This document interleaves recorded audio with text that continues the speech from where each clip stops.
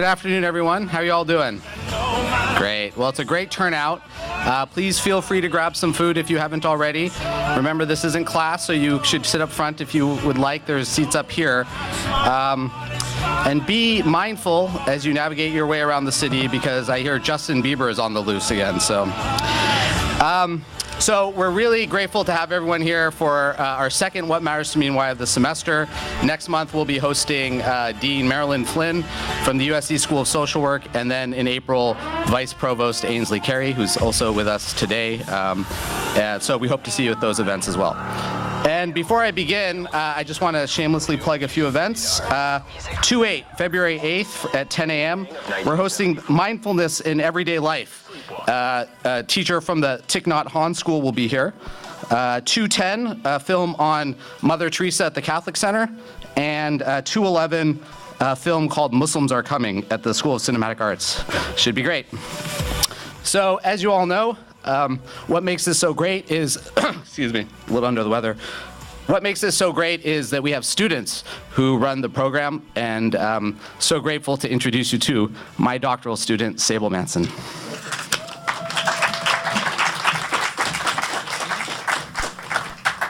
Good afternoon. On behalf of the student committee and the students that help run What Matters to Me and Why, I'm very happy and privileged to introduce our speaker today. James Heft, an ordained priest of the Society of Mary, is the Alton Brooks Professor of Religion here at USC, where he teaches classes on religion and violence, as well as Catholicism in the U.S. for the Dornsife College. In addition to teaching, he is also the president of the Institute for Advanced Catholic Studies here at the University of Southern California. As president of the Institute, he has raised over $1.5 million to support research in the areas of economic and social justice, Catholic intellectual life, and the separation of church and state, with the goal of building an endowment for greater Catholic and religious scholarship. Father Heft is also the author and editor of 11 books and more than 150 articles and book chapters, including Catholicism and Interreligious Dialogue, Beyond Violence, Religious Sources of Social Transformation in Judaism, Christianity, and Islam, and most recently, After Vatican II, Trajectories in Hermeneutics. Previously, he has served as the Chancellor and Provost of the University of Dayton, as well as the Chair of the American Association of Catholic Colleges and Universities. Through his work, he also visits the Vatican regularly to meet with various heads of congregations and other religious leaders. He is also currently working on his most recent book concerning the current state of Catholic colleges and universities in the United States. Father Heft is an engaging speaker, and his talk promises to be very entertaining. So please join me in welcoming Father James Heft to the What Matters to Me Why program.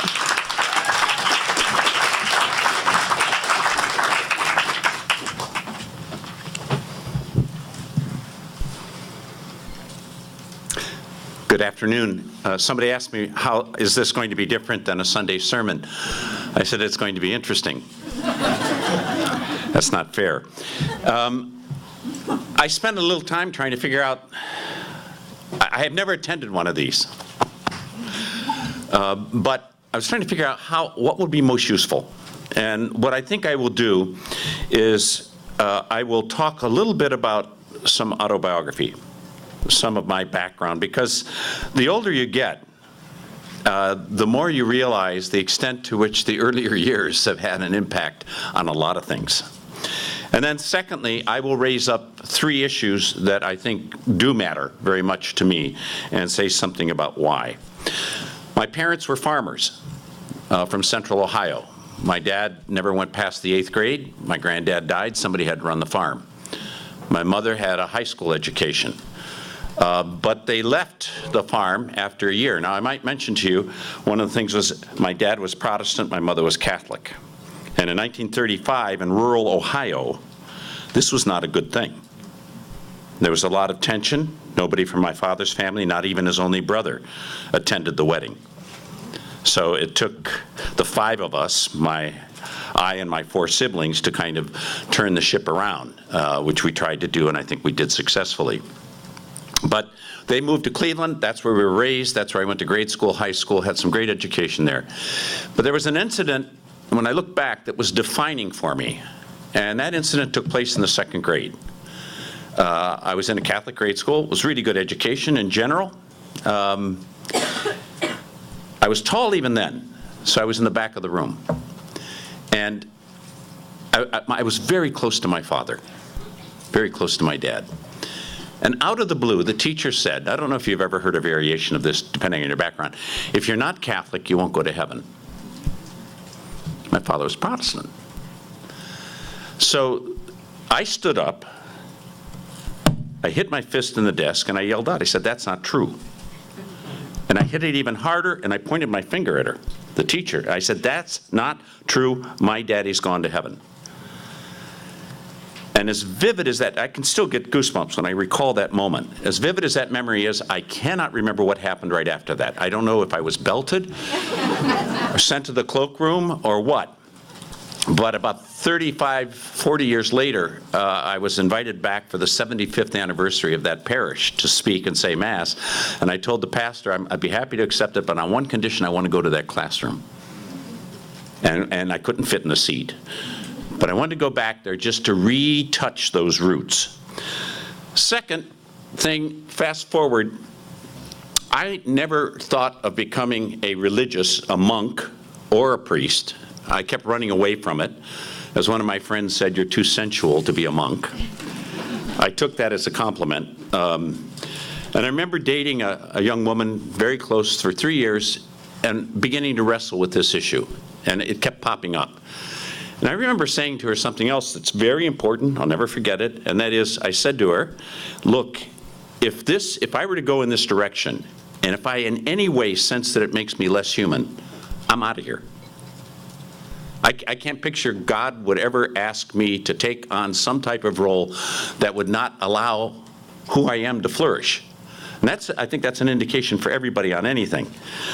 Third, I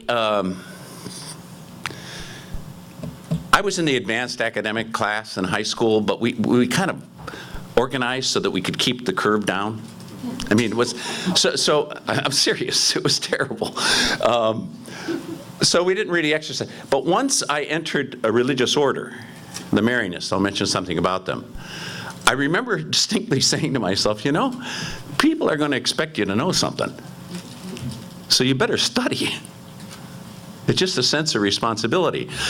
And I took that seriously. The years that I was in college, I read over 230 books, 30 books that were not directly related to my courses. I became a voracious reader. It's very interested. Any of you have ever read the great Russian novel, The Brothers Karamazov? I read it in 3 days. It's 1,100 pages. I mean, I was actually pretending to speak Russian by the end of it. It moved me so much. But at the same time, with that study, one of the jolts I had was I read a book about the Catholic Church's treatment of the Jews. And that was a bit of a jolt, to say the least. Not that I wasn't aware that there were some problems. Growing up, I mentioned we moved to Cleveland. My father worked at a warehouse and a cooked coffee roasting plant, and he soon became the director of about 30 people. He was very talented, he was very bright, not just well educated. And that company was run by a Jew by the name of Max Friedman. Max Friedman was great. Every Christmas, every Thanksgiving, he would bring a bushel basket of fresh fruit from Florida. I mean, as a kid growing up, I thought of this Jew as Santa Claus. So that was very good. Blacks, the family wasn't too good on that. But that's another part. But when I read this, it was a sobering thing. And I also had a teacher of history that pushed us and pushed us and pushed us. In fact, only a handful of students would ever take him because he was so demanding. I took a lot of courses from him. That was tremendously helpful to me. And then finally, I want to mention something about my religious order. The founder, Chaminade, a lot of different orders. You hear about Jesuits. The Pope's a Jesuit.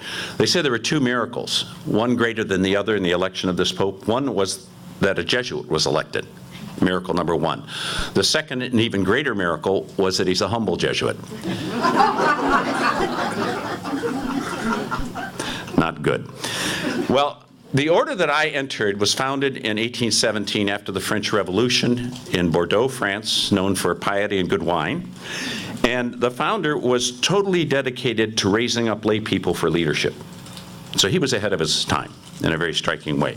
The majority of the members are brothers, and there are a few that are ordained priests for the service of the brothers, and no one gets ordained a priest in my order unless the brothers you live with approve it, because the first obligation is to serve these people. It's a very different arrangement, and I love it. And the brothers are as educated as the priests, sometimes more so. PhDs, they do all that kind of stuff. So it's a very different kind of arrangement. I was asked by the brothers to begin to think about priesthood, and in the summer of 1968, I was doing graduate studies at Georgetown in philosophy. And in 1968, the encyclical on birth control was published, Humani Vitae, of human life. And I read it. It was published in those days. The Time newspaper published the whole thing, and I read it that night. And I said, oh boy, I got a problem. Because I was supposed to go to the seminary the next year. And my problem was twofold. I said, first of all, I didn't understand the basic teaching that artificial contraception, understood as it was always intrinsically wrong. I mean, I know why that language works for a certain philosophical position, but I said it didn't make sense to me. Of course, I was studying Kierkegaard and a lot of other people at the time. But the deeper issue was for me, how is it that bishops could make a binding determination on an issue that specific with authority? I said, I don't. And so I went to my boss, my provincial, and I said, I got a problem in conscience. And the way I thought of it at the time is, if I go on and become a priest, I'll be in the crosshairs on this thing, and I don't find it that agreeable. Now, since then, I've gone through some evolution on thinking about it, but those problems still remain. So my provincial, this is those of us of a certain vintage, you remember 1968? Everything was like this, and I'm 25 years old, and my provincial could have said, son, stay in the system. But he said, see what you can find. And I was admitted to the best graduate program. I didn't want to continue in philosophy. I love philosophy, but it was it was in 40,000 feet altitude. I got more and more interested in history, in biography and theology and how they link together. So I ended up, long story short, doing a PhD in historical theology, and ironically, on the issue of the historical origins of the doctrine of papal infallibility, a study of the first third of the 14th century, which I published as a book not long after that. So if I had to go back over these four little incidents, and then I want to go to the three issues. Growing up in my family, Protestant, Catholic, Jew, I would say that one of the things that just was natural to me was inclusion. Any kind of exclusion I felt was always a problem. So how do you do that? Second, that any choice in life, if you feel you have a vocation or a calling, if there's something beyond just what you prefer, but you sense something drawing you, if it doesn't deepen your humanity, which is my understanding of what holiness is. I mean, if I said to, say, particularly students, I'd like to invite you over Friday evening, I have a very holy person that could talk to you, kind of say, I'll pass. Somebody's really holy would be kind of make you uncomfortable, huh? And I would say to you, the holiest people I've ever met are the most human and down to earth, and they'll drink a pint and go on from there.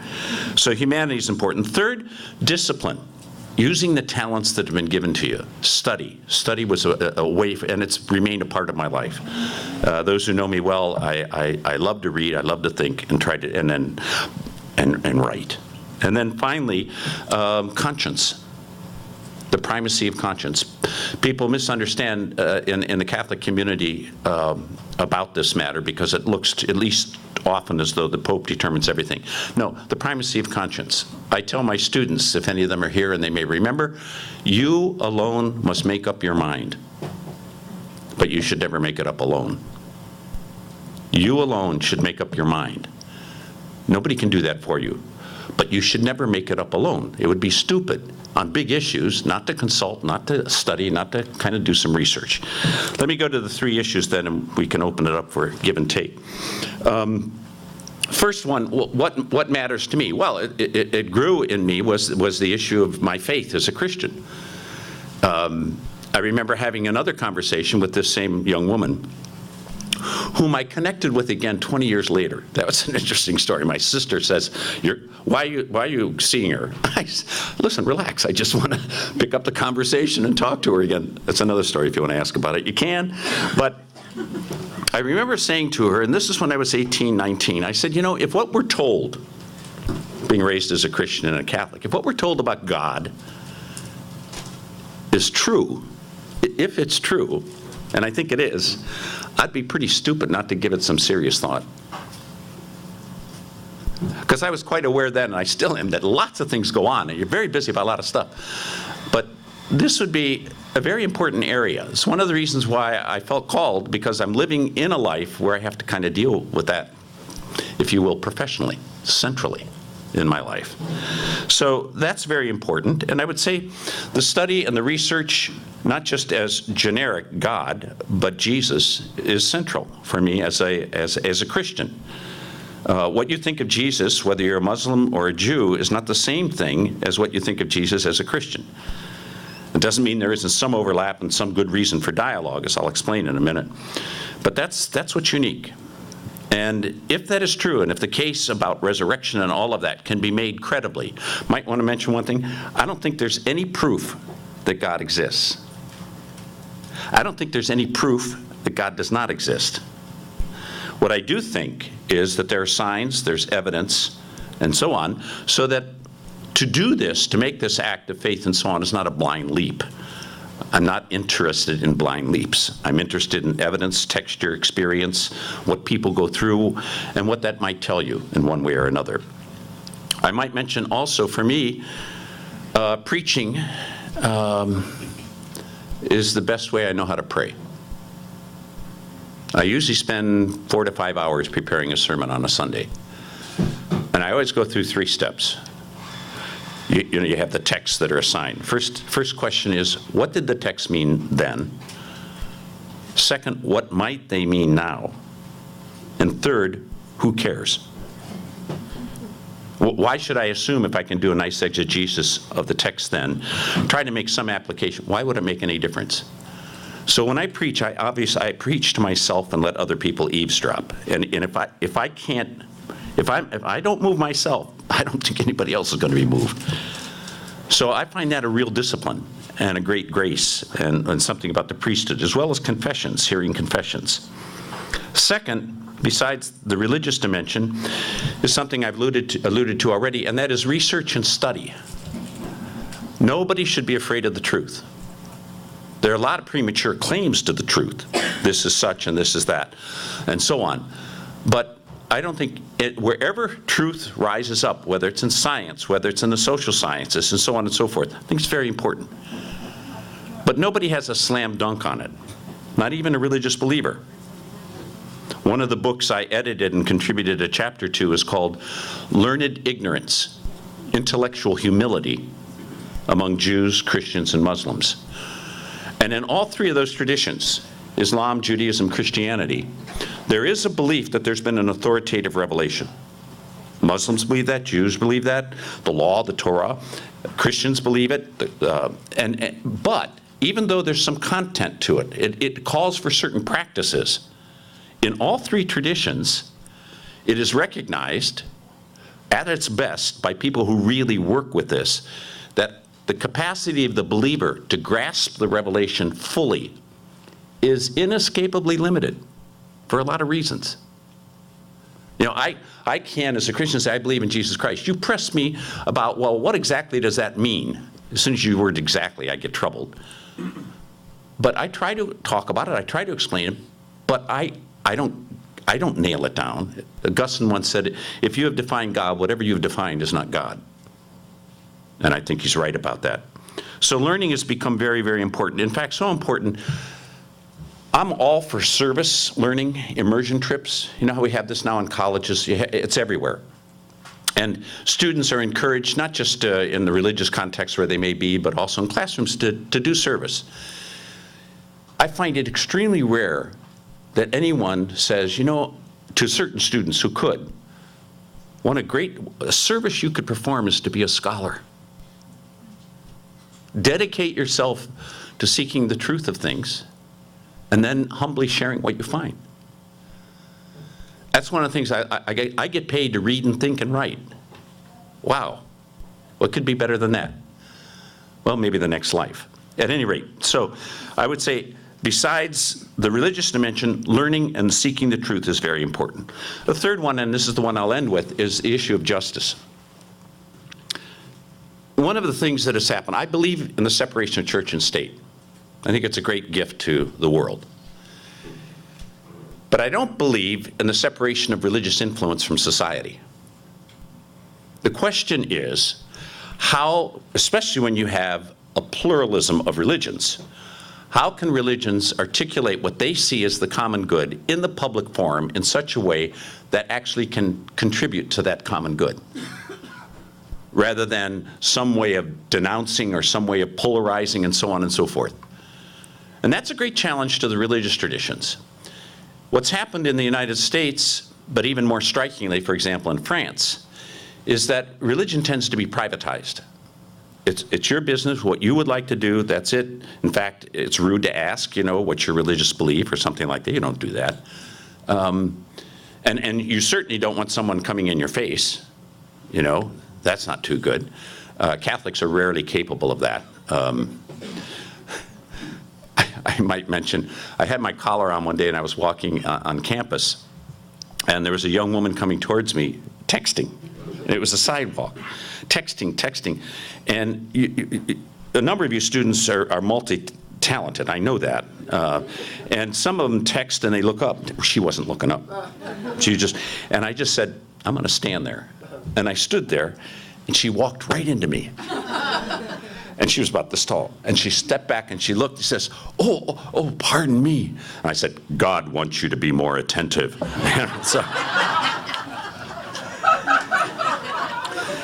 But the issue of justice, I think, is so important, because too often what happens is religion is charity.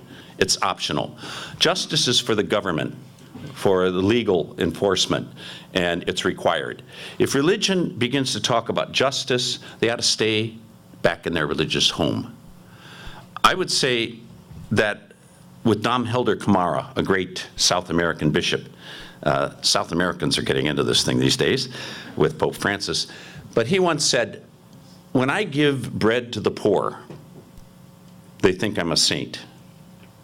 When I ask why the poor do not have bread, they think I'm a communist. That's when you raise the question of justice. Martin Luther King raised the question of justice. Gandhi raised the question of justice. Whatever you want to say about their techniques and so on, they were challenging. And both of them paid the price. All right? I think Jesus was not crucified because he was nice. He challenged. And the domestication of the gospel is one of the sins of the modern world. So I would say to you, for what you want to know, I'm not a Democrat, I'm not a Republican, I'm an independent. I want to preach to both Republicans and Democrats something that's deeper than either party can bring forward to the issue. And I think it's extremely important. I think one of the things that has shaken up a lot of people with Pope Francis is not that he has said anything radically different than what Pope Benedict did, but he has said it in a way that it's hard not to hear it, and he's embodied it visually. Pope Paul VI once said, we need teachers, but even more, we need witnesses. People who can witness and exemplify. And best of all are teachers who embody and witness. Those are my comments. I appreciate your attention. I'm open for whatever you want to say.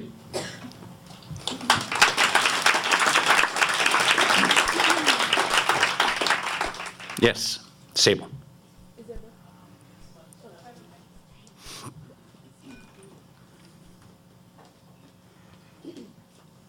Thank you very much for your what you shared and your insights. I had a quick question, particularly because we are on a university campus, and traditionally and stereotypically, sometimes intellectual approaches or academia gets this. It's sometimes perceived or portrayed as being antithetical to issues of faith or issues of spirituality or things that can't be concretized or that are kind of beyond empiricism or many of the foundational principles of academia. So can you please share a little bit how you have reconciled being in an environment in which you both study faith, you live it, and you practice it, but also must make that translation within an intellectual context. Okay, I'll tell you two stories. One, when I wear my collar and I do something official and so on and so forth, I'll be walking on campus and somebody will say, "Oh, Father, what's your parish?" I would say, "Well, I'm not in a parish." "Oh, yeah? Well, what do you do?" I said, "Well, I'm on the faculty." "Oh, where? LMU?" "No, I'm here." "Really?" Sometimes it's almost like you farted. I mean, why would this be the case? So sometimes you get that, all right? Because it seems that if a person is of faith and controlled by the Vatican so they can't think critically, that image is out there. The second kind of situation is what I would call a kind of raw empiricism. And that is the idea that unless you can provide some type of empirical data, what you believe or what you hold or what you say is not credible. That the only way you can verify something reliably is to do science with it. Everything else is just mere opinion. That's pretty widespread. The best scientists don't hold that. They know better. You know, I would just say to any of you, let's say especially those of you who are married, do you have any proof that you chose the right person? Have you had some doubts? And yet you make a decision that could include children, which could be a lifelong commitment, and you don't have proof.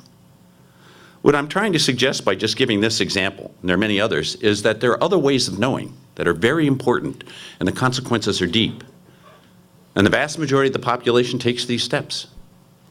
Some of them don't make very good decisions, all the more reason to try to develop a sensitivity to what's really at the center of yourself and be able to read that in someone else. So there are many ways to know.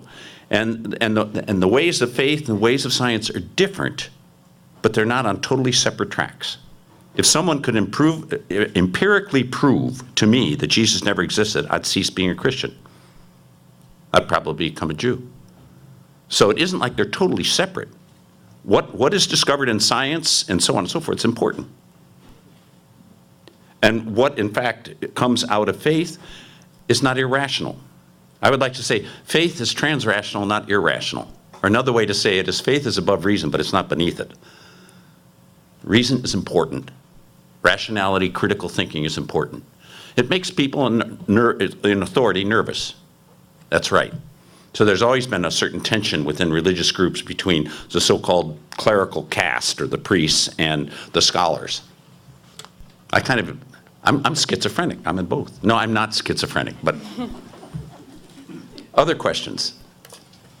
Wait till you get the microphone.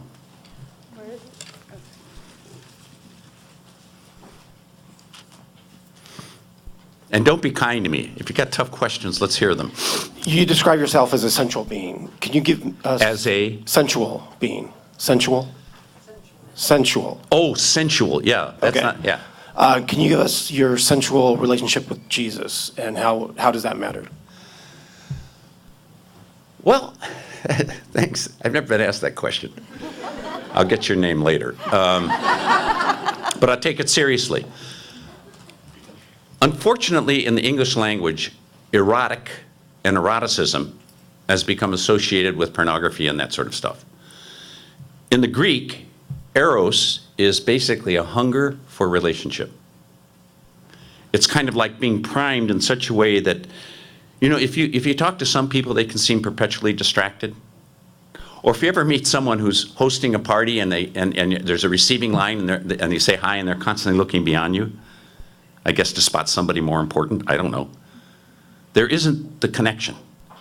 So I would say, to me, the question of the relationship, not just intellectually, but affectively, not just affectively, but enacted, is absolutely crucial. The Chinese have a great saying, which is very depressing for academics, but it's good. They say that when I hear, I forget. When I see, I remember. When I do, I understand. So I think it's important on all three levels, and they interact and enrich each other. That's what I would say about sensual. Sensual is another way to say it, I grew up in a very tactile family. very tactical family. And so touching and hugging and farms and animals and all that kind of stuff, the sexual abuse crisis has made it a little bit more difficult because people are hyper aware. I travel a lot. I was in the airport once in a concourse, and I had my collar on. I was going to give some speech somewhere. And a guy came up to me and said, "Hey, Padre, hang in there. It's going to get better." I said, "Well, thank you. Thank you." And I went on a little bit further, and there was a young woman with 2 little children, and she was standing there, and she spotted me, and she immediately grabbed the kids. Oh.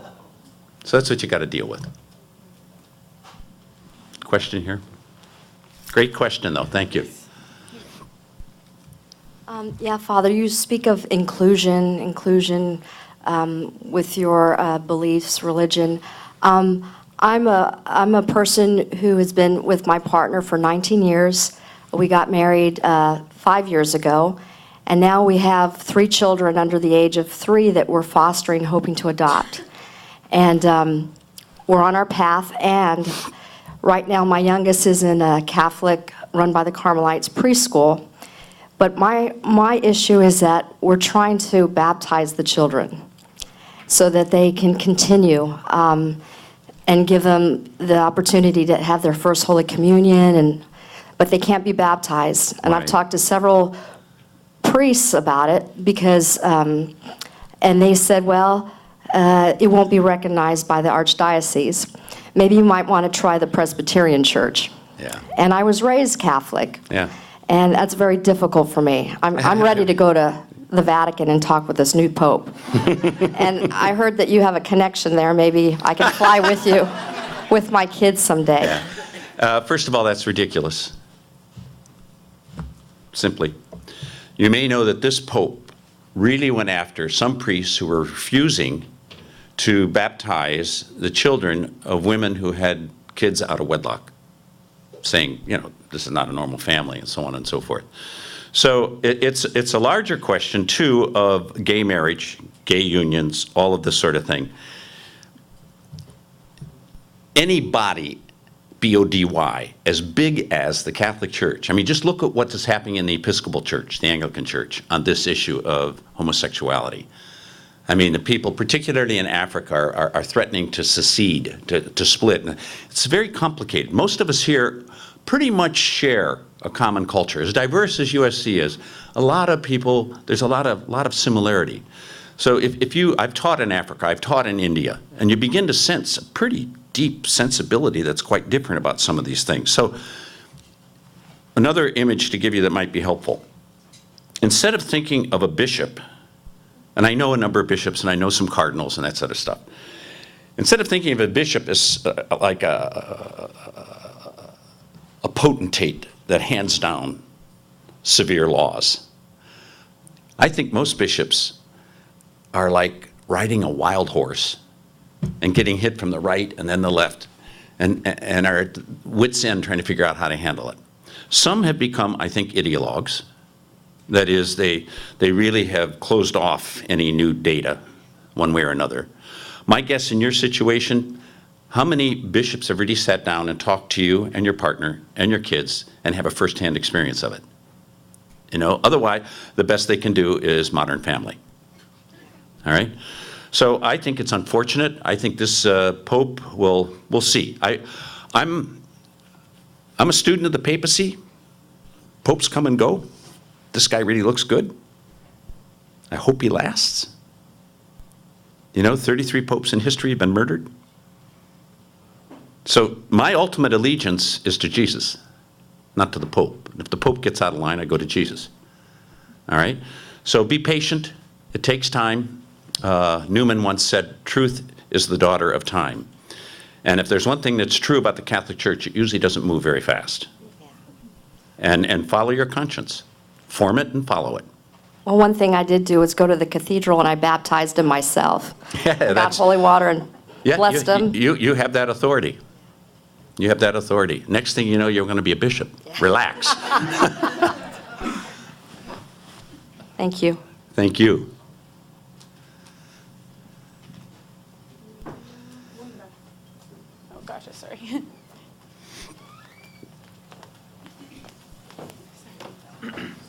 Hello, everyone. Oh, sorry.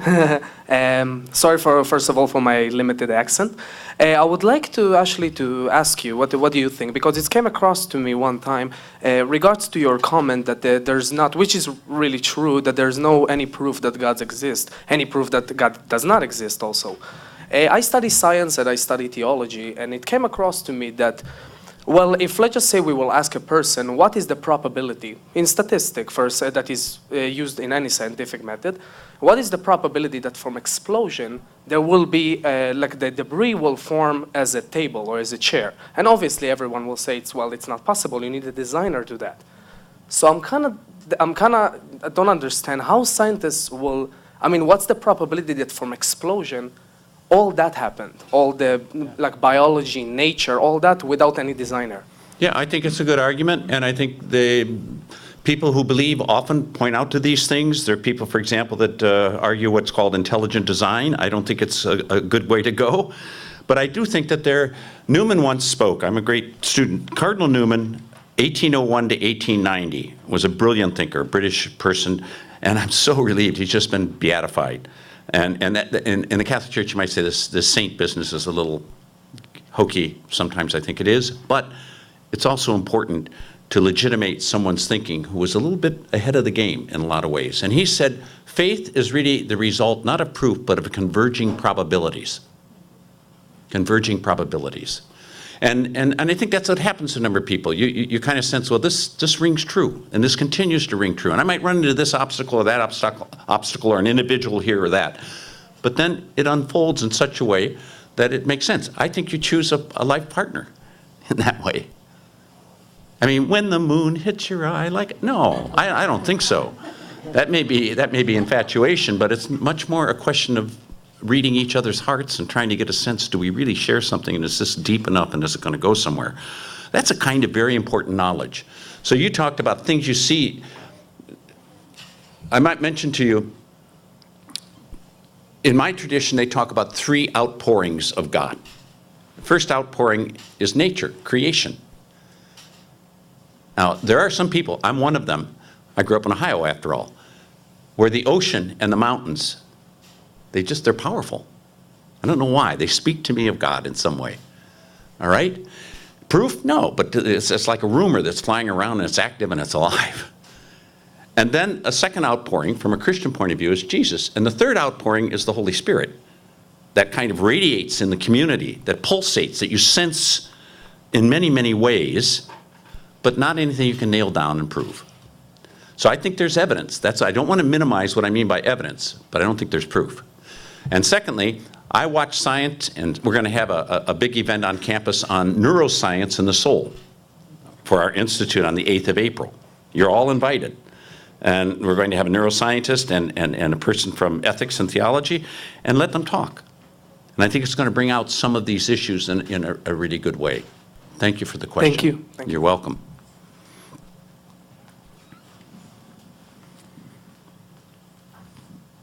I don't get to see you very well, but... Sorry. I apologize if I don't word this correctly, but you speak about evolution of thought being a big thing for you, and you studied different things in graduate school, and you made progressions, and you talk about being 25 and decided to go to a different graduate school, and you seem like you move a lot on thoughts, which is important because you advance. But how did you make a decision so entering the priesthood that is so final, that it's a commitment to one thing for your whole life? Like a marriage, right? Yeah, when it seems like you're so frequently moving in such an important way. Really good question. A couple years ago here at USC, right in the middle of a class, a young woman put up her hand and in a rather pained voice said, why did you become a priest? And of course, this is kind of like a conversation stopper. I mean, everybody in class goes, did she just ask that? I looked at her and I said, you want to know the truth? Honest to God? I hate women. And I can't stand children. Obviously, neither of those is true. I have 4 married siblings and a lot of nephews and nieces and all that, and I love them all. I would say, if you're asking me, how do I keep a continuity? of my vocation in the midst of all this other stuff. I just think you deal with it, and you try to be as honest as you can. If I were to cease to believe some central things, I would hope I'd have the integrity to resign the priesthood. I would hope I would. But then you ask yourself, well, how much does your background and your investment in that role prevent you from really seeing certain things that are actually there? Good question. But that affects everybody in every field. There's nobody that has perfect 20/20 vision. One practice I have followed in writing a lot of my work, articles, over 175 of them, and books, I always try to find the most articulate person who holds a view other than mine and enter into the dialogue with them to see if I can stay standing. And try to be honest. And there's sometimes when I come and I end up saying, I don't know. I don't know the answer to this. This is difficult. I'll give you one example, and this is with homosexuality. The Catholic Church at this point officially says, in its catechism in 1992, that the orientation basically is deep-seated. It's discovered, not chosen. And if it's discovered, if that's really there, what the Church then does say is the orientation, there's nothing sinful about that. Who am I to judge, says the Pope? Right? I'm not going to make a judgment about that. Fine, let it be. But then it talks about homosexual acts not being accepted. Well, this puts the Catholic Church in a very interesting position. If you're going to pay attention to the data, and if you're going to open the dialogue and have the conversation, is it smart to assume that everybody that has this orientation, hardwired, also has the grace to be celibate and never be sexually active? I have a lot of question about that. So I come to that point and I say to myself, well, how am I going to work with this? And I think about it and I talk to other people and I listen to other people and other traditions and we go with it. Justice means making sure that that issue stays on the front burner. Stays on the front burner. I'll give you one other example. I don't know what this means to you, but I don't believe priests should get married. I believe married men, however, should be ordained priests. I don't want priests dating. Can you picture that? For your penance, say, what was your phone number? At the same time, this was a tradition of the Orthodox Church for 2,000 years. It was a tradition in the Catholic Church for different reasons changed in the 11th century. And I can go into that. But do I think it's the big solution? Well, not really. It would open the door to more people. And I think that's a good thing. But people get married, they get divorced, they have kids. They cost more to support. It's harder to move parish to parish.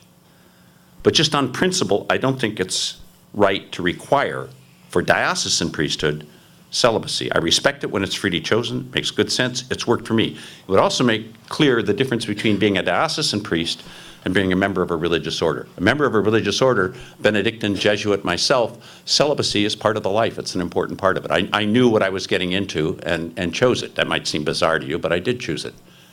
And the only real defense of celibacy is that it makes you more human and loving. That goes so much against the network and the way people think today. But I think that's the only defense that you can have of it. It provides you a way to love and to give that is rich, and you're drawn to it. It doesn't mean celibacy, marriage. It could be, and every once in a while. Does that answer your question? I think so, yeah. Yes. Any others? We got about 5 minutes more or so. Yo Sung, what do you have to say? Oh, I'm not sure I have to say, but I have been curious about this. So my question would be, can you hear me well? Why are you walking? I didn't understand. Could I? Can you not hear me well? I still don't understand what she's saying. Can you tell me? Can you hear her? I can hear you. Yes, Okay, definitely. I just great. don't understand you. Okay, go ahead. So how can people devote their life more to God in a way, I don't want to feel just God's presence at church or volunteering or those times, most of the time we are working. Okay. And I want my work to be devoted to God too, but I don't know how. Great question. I would say, in one sense, it's very simple. In another sense, it's complicated. It's very simple. Love the Lord your God with your heart. Love your neighbor as yourself. Okay? All right. So that's at the core. You find that in Hebrew scriptures. You find it in the New Testament. You find it also reflected in Islam, in a number of the various texts in the Quran. So I would say, basically, you should love with a great and full heart. Now, what does love mean in certain concrete situations? It can get fairly complicated. And you might find yourself writing outside the lines, and so on and so forth. So you have to test it. You have to think about it. But I would say the bottom line is, if you're involved in work, if you're dedicated to a profession, and you don't find it flowing for you, and there's not joy, and there's not love, you're in the wrong spot. You're in the wrong spot. You ought to be in something else. What's tragic is, in our culture, people usually make basic choices for financial reasons. I'm going to be able to get a job. I'm going to be able to do this. I've often asked, I interviewed hundreds of people, candidates for faculty positions in a previous life.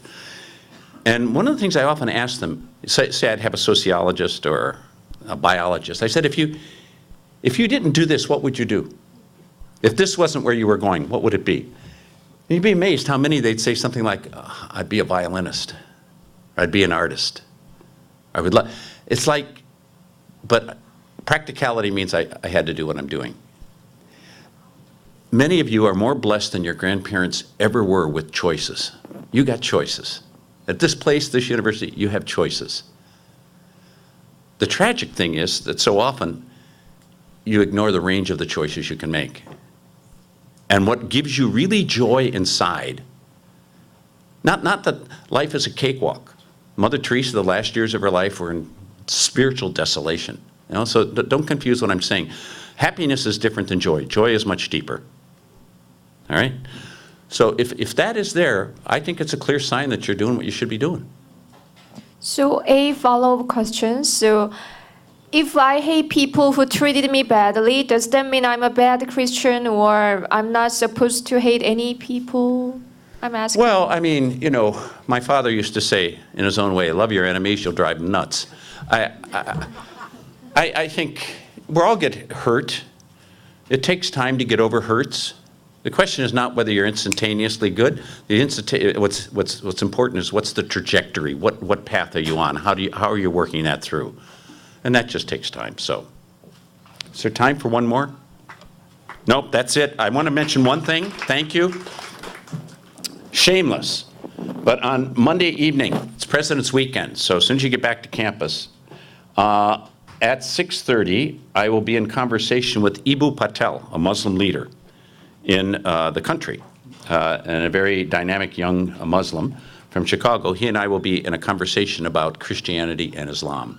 You'd be most welcome. It's going to be held at the Catholic Center, 6:30 on Monday evening, the 17th.